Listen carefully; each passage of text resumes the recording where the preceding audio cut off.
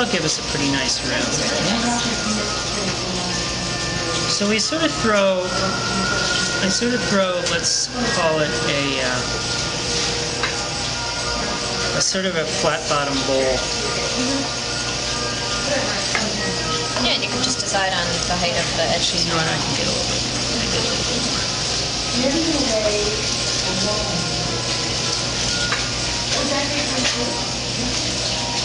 And you can see that the wheel's going pretty slow. Yeah.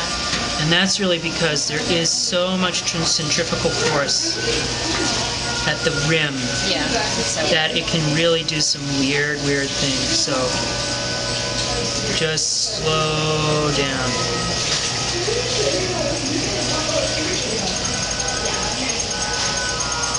Okay, so that makes me nice and happy. And I'm just going to undercut with my finger or wooden tool or whatever. I want to get that little ridge on the bottom, because what I'm going to do now is I'm going to fold that rim down, and if I haven't cleaned up the bottom, it's going to be real pain to get back in there. So I want to do anything I might do. How many pounds do you think that is? I think it's 70, 89.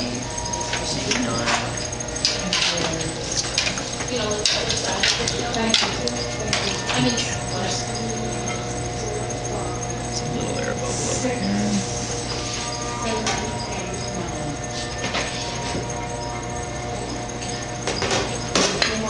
And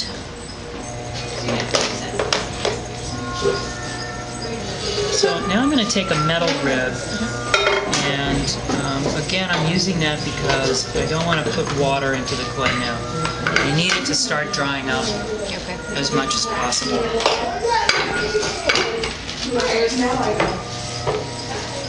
And I'm going to support with my outside hand.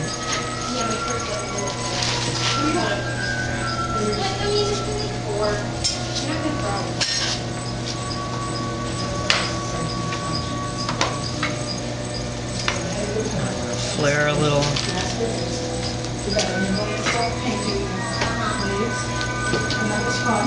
Start to come down. And I need to, there's a really critical place on a plate. And that critical place is this slot right in between my fingers here. Okay. Which is where the plate goes from being flat to not being flat. Now, in some cases, you can have rims where it's flat and then it comes up and then the rim goes this way. It can be a continuous curve. It can be, there's so many different rim shapes, transition shapes that it's pretty, it's a very broad spectrum. But it's one of those things, there's no wrong answer. There's just a need to have one. So something like that, you're not just compressing, also taking away that excess one, the clay, coming out a little bit.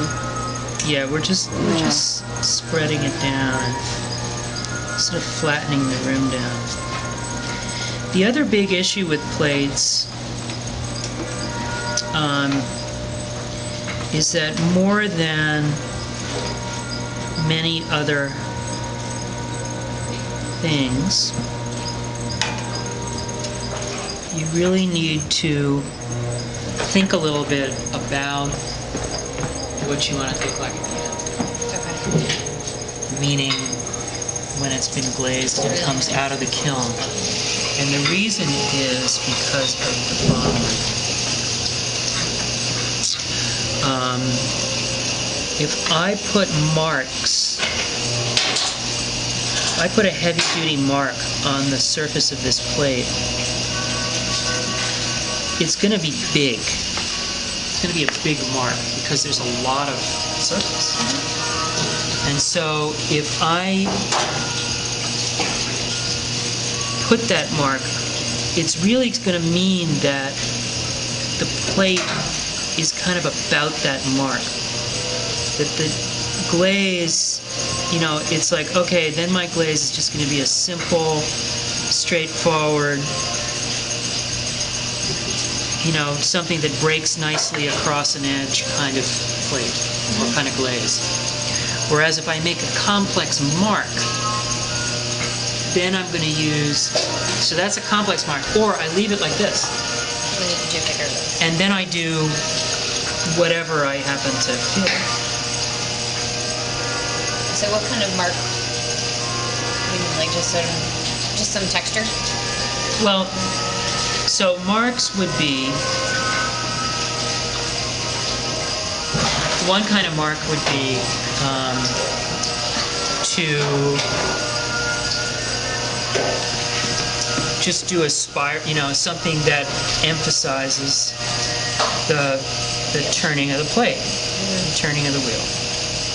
So we could just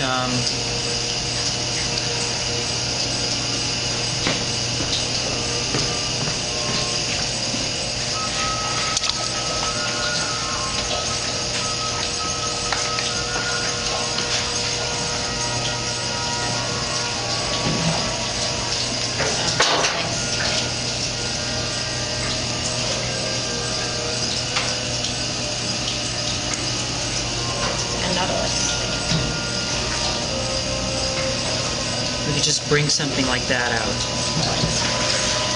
which is just going to be,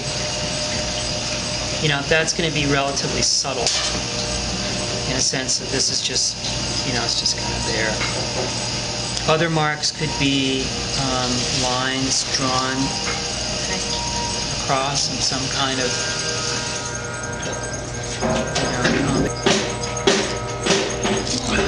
Then how do you prevent the base of the plate from cracking? Okay, so the base of the plate cracking is a large part of what we talked about earlier. Okay. So there are a variety of the hardest part of throwing a plate is actually pretty simple. It's just a big flat thing. It's not like you're trying to make some big ass tall pot, which is really much harder in a lot of ways. So what we really are, where we really run into problems is when we try to dry the plates and trim the plates. Because there are all these stresses that go on. Well, that's the other thing. How do you trim that? It's bigger than the top. Oh, we'll talk about that in a second. So trimming, for the next step is the constant undercutting. Because every time I undercut, it's going to reattach to the bat. And when it reattaches to the bat, what that means is as it dries, the clay tries to shrink, and because it's stuck to the bat, it can't, and that's where you get cracks. Okay, that makes sense. So you constantly undercut, constantly undercut, constantly undercut, over and over and over again.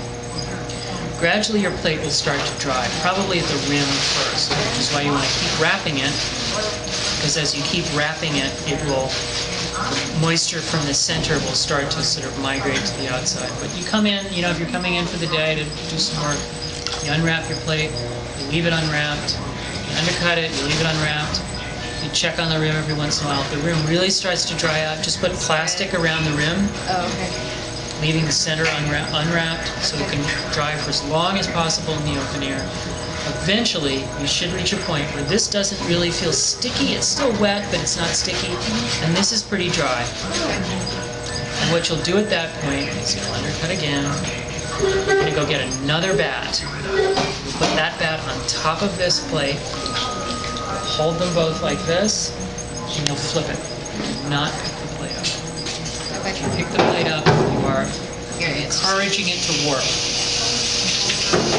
Not a guarantee, but you're making that encouragement.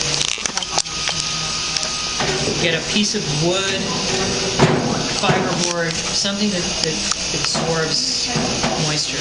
Plastic doesn't. Flip it back. You don't want to leave it sitting on the rim. Something to wick out the moisture. Right, because then you've got to leave it, because now the bottom center has to dry a little bit so you can trim it. Okay. Leave it like that for a little while. Come back. The bottom's good. At that point, I don't know if they may have some mega bats around here, which you might attach with clay pads or something. Oh, and Go you beyond take off this, the- you take off this, trim as you can. The other way you can do it is down there, there's a thick piece of foam that's on a bat. It's like a round, thick piece Oh, I of know foam. exactly what I'm, yep. Stick a piece of foam on there. In all cases, you're still doing this to change the